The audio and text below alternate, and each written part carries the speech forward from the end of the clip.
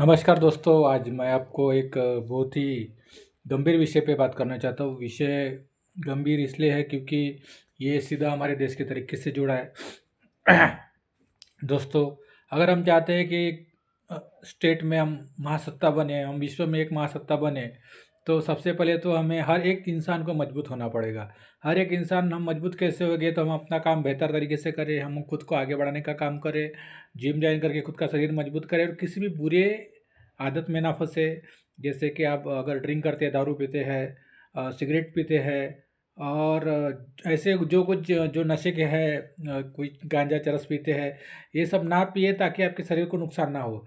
दोस्तों, देश की तरक्की करना मतलब कोई देश में बड़े बड़े उड़ान पुल बनाना, बड़े बड़े इमारतें खड़ा करना नहीं है। तो देश की तरक्की तब होती है जब देश का हर नागरिक मजबूत और अपने देश के लिए सक्षम हो। सोचो, अगर आप दारू पी के आप गटर में पड़े हो, गांजा पी के आप अगर एक जगह कोंटे में बैठे हो, तो आप खुद की तरक्की नहीं कर पा रहे तो क्या देश की तरक्की करेंगे? देश की तरक्की करने के लिए आपको वो विज़न होना पड़ता है, आपको बहुत सारी सैक्रिफाइसेस करने पड़ते हैं, आपको आपका सुख चैन सब त्यागना पड़ता है, तब जाके आप देश के लिए कुछ करना चाहते हैं। मैंने खुद अपने जब मैंने समाज सेवा का काम चालू किया था, तो बहुत सी चीज़ें मुझे त्यागनी पड़ी थी। मैं अपने परिवार को बराबर टाइम नहीं दे पा रहा हूँ और दिन रात सिर्फ यही सोचते रहता हूँ। शायद मेरे परिवार के लोग भी मुझसे नाराज़ रहते हैं इस विषय में, लेकिन अब मुझे ये अच्छा लगता है कि मैं अपने लोगों को कुछ जागृत करूँ और उनके लिए कुछ करना रहा हूँ। तो मैं दिन रात अपना काम करके ये करता हूँ। मैं एक ज़ोमैटो राइडर हूँ, ज़ोमैटो मारता हूँ। उसके बाद में जो 1-2 घंटे का टाइम मिलता है, तो उसके बाद मैं अपने वीडियो के माध्यम से बोलो या जो कुछ जहाँ मौका मिला, अपने जो कुछ सहकारी है उनको थोड़ी बहुत मदद करने का जो कुछ मौका मिलता है मैं ज़रूर करता हूँ। दोस्तों, मैं एक अच्छा वक्ता हूँ, मैं ये तो नहीं बोलूँगा, और बहुत अच्छा पॉलिटिशियन हूँ ये भी नहीं बोलूँगा। मैं एक गरीब तबके से एक सामाजिक व्यक्ति हूँ, लेकिन थोड़ी बहुत पढ़ाई मैंने की है। मैंने बाबा साहेब आम्बेडकर को पढ़ा है, मैंने संविधान को थोड़ा बहुत पढ़ा है और बहुत सी चीज़ें देखता हूँ। 25 सालों से मैं मेरे दिव्यांग क्षेत्र में मैं आंदोलन कर रहा हूँ। हमारे गिरधर जी बजबू जी, इनके नेतृत्व में हमेशा हर आंदोलन में मेरा सक्रिय सहभाग रहता है। और इन आंदोलनों से जो सरकार की नीतियाँ है, जो सब कुछ बातें, ये सब मैंने बहुत पास से देखी है। राजनीति को मैंने बहुत पास से देखा है। चुनाव बहुत पास से देखे हैं। 2-3 चुनाव मैं खुद लड़ चुका हूँ, तो चुनाव का क्या रिजल्ट आता है, कैसे क्या होता है, ये सब मैंने बहुत पास से देखा है। किस तरह से बड़े पार्टियाँ, जो छोटे लोग हैं, इनको आप ये करते हो। और ऐसे बहुत सारे काम हैं जो कर कर हम अपने लोगों को ये कर सकते हैं। लेकिन प्रॉब्लम एक ही जगह आती है कि आप अगर सच में कुछ करना चाहते हैं और अपने देश का विकास करना चाहते हैं, तो बुरे आदतों से बचें। आज और एक बात मैं कहना चाहूँगा कि दारू इसलिए भी आपको पिलाया जाता है क्योंकि अब सरकार को मालूम है दारू पीने से हमारा देश बर्बाद होने वाला है। लेकिन सरकार के कुछ लोग जानबूझकर दारू पिलाते हैं और वो इसलिए पिलाए जाते हैं ताकि आप उसमें व्यस्त रहें और आप दारू पीकर दूसरा कुछ बड़ा सोचे नहीं, आप उस पीछे आए। आपके दोस्त ही आपको उसमें ढकेलते हैं कि आप दारू पी के मस्त रहे और वो आपसे आगे निकल जाए। तो ये सोचिए, आपको कोई आगे बढ़ाने वाला नहीं है। आप दारू के पीछे ना जाए और देश को आगे बढ़ाने के लिए हर समय जो मिलता है टाइम आप काम करें। बहुत से मैं देखता हूँ पुलिस डिपार्टमेंट के लोग भी है जो ड्यूटी ख़त्म होने के बाद में ड्रिंक करते हैं। बहुत सारे इसके मिलिट्री के लोगों को भी अब दारू प्रोवाइड की जाती है। वो प्रोवाइड ही इसलिए की जाती है ताकि आप सिर्फ देश की सेवा में रहो और असली एज जो है ये हमारे नेता और पॉलिटिशियन लोग कर पाए जाए। इन्होंने एक ऐसा सर्कल बना के रखा है कि कोई साधारण व्यक्ति जो छोटा मोटा व्यक्ति है उसके अंदर ना आए और उस व्यक्ति को उसमें उन्होंने फिट करके रखा है।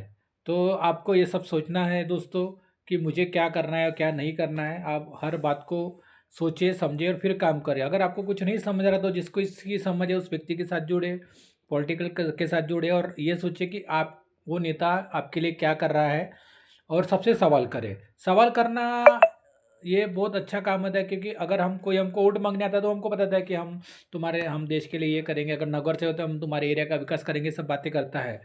और हम उसके बातों में आके हम उनको वोट देते, लेकिन हमारा सवाल करने का भी हक है क्योंकि आखिरी में यहाँ पर जो मालक है वो जनता है।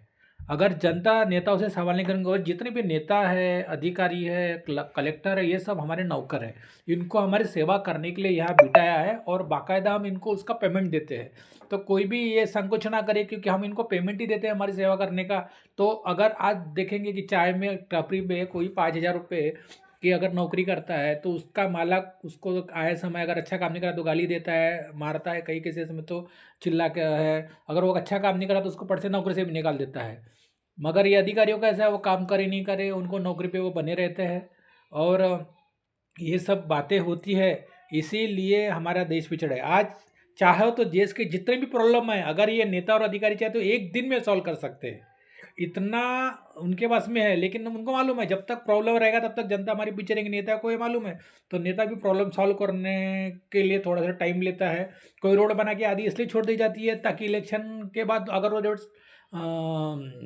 चुन के आएंगे तो हम बनाएंगे, अदरवाइज हम नहीं बनाएंगे। ऐसा करके भी वो से काम अटका जाता है। वो से प्रोजेक्ट होते हैं बड़े बड़े, जैसे कि अभी नाग नदी का एक प्रोजेक्ट है, 5,000 करोड़ का प्रोजेक्ट है, नितिन गडकरी का प्रोजेक्ट है। इस प्रोजेक्ट के माध्यम से कई बिल्डरों को बहुत सारा फायदा होने वाला है।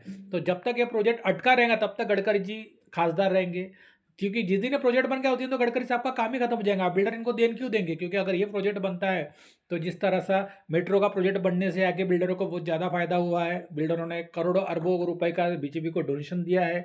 आज उनके अकाउंट में हमने देखेंगे तो 12,000 करोड़ रुपए के आवास में सिर्फ उनके पास में सेविंग है। 12,000 करोड़ बोले तो एक बहुत बड़ा अमाउंट होता है। अगर ये पार्टी चाहे, सिर्फ बीजेपी पार्टी चाहे तो हर एक व्यक्ति को 1 करोड़पति बना सकती है, लेकिन ये देगी नहीं। ये सिर्फ आपको सत्ता में आने के लिए यूज़ करती है। और सभी पार्टियाँ, जैसे अभी हमने कांग्रेस पार्टी का भी अकाउंट चेक किया, उनके अकाउंट में भी 163 करोड़ रुपए की रहने की हमको जानकारी मिली है। सोचिए ये पैसा इनका आता कहाँ से है। तो ये जो सब पैसा है इनको बड़े बड़े व्यापारी देते हैं। और ये पैसा अगर देते तो एक व्यापारी पैसा देगा तो क्या सोचेगा? अगर कोई 1,000 करोड़ देता है, व्यापारी ये सोचेगा कि मुझे उसका प्रॉफिट 2,000 करोड़ रुपए हो। और ये सब पैसा जो है वो मैं यहाँ की जनता से निकालूँ। यानी एक तरह से हम जिनको वोट देते हैं, जो नेता को बनाते हैं, तो जनता का फायदा वो करता नहीं है, उल्टा कंपनियों को अपने देश को हवाले करता है। और देश के लोग अपने प्रोडक्ट लॉन्च करके हमसे ज़्यादा पैसा, ज़्यादा मुनाफा वसूल करते हैं। आज अगर किसी धर्म के काम के लिए हम अगर 1 एकड़ ज़मीन मांगने जाते हैं तो ये मिलने को हमसे कम से कम 10-15 साल लगते हैं। लेकिन बड़े बड़े व्यापारियों को हजारों एकड़ ज़मीन 1 रुपये लीज के हिसाब से करोड़ों अरबों की ज़मीन इनको दी जाती है। ऐसा ही अभी एक मौका आया था कि अजीत पवार जी के लड़के को एक ज़मीन मिली थी, करीब 150 करोड़ की ज़मीन थी, वो सिर्फ 1,000 रुपये स्टैम्प ड्यूटी भर के उनको मिली है। और ये नेता होने का, तभी नेता इनके में पैसा है तो ये सिस्टम से बचाकर अपने लोगों के लिए नाम से इतनी ज़मीनें करवा देते हैं। ये सोना खरीद के रख देते हैं ताकि जब सोना बढ़ता है तो सोने को बेच के प्रॉफिट करवा लेते हैं। और सबसे पहले तो आज हमारे देश की नेताओं का पेमेंट कितना है? अरे जिस देश में एक साधारण मजदूर, एक साधारण नागरिक सिर्फ 15,000 रुपये महीना कमाता है, और उस देश में अगर हम 3.5 लाख, 1.5 लाख, 3-3 लाख रुपए पगार अगर हम आमदारों को देंगे तो सही में ये लोग हम हमारे मजदूरों की सेवा करेंगे क्या? क्योंकि सेवा तो वो करता है ना जिसका पेमेंट कम होता है। और ये ज़्यादा पेमेंट लेके हमारी सेवा नहीं करने वाला है, ये सिर्फ हमारे लोगों को पीछे खींचने वाले हैं।